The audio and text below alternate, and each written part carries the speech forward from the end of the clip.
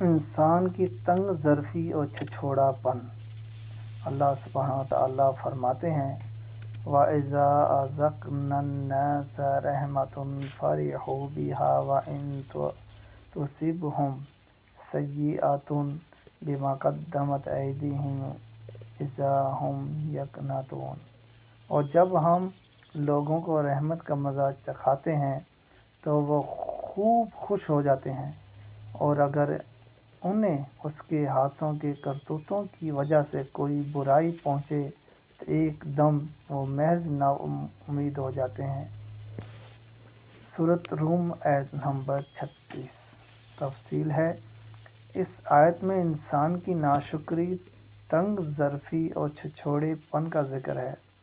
انسان کی عادت ہے جو اس پر خوشحالی کے دن آتے ہیں تو بھولا نہیں سماتا، خوشی میں آپے سے باہر ہو جاتا ہے۔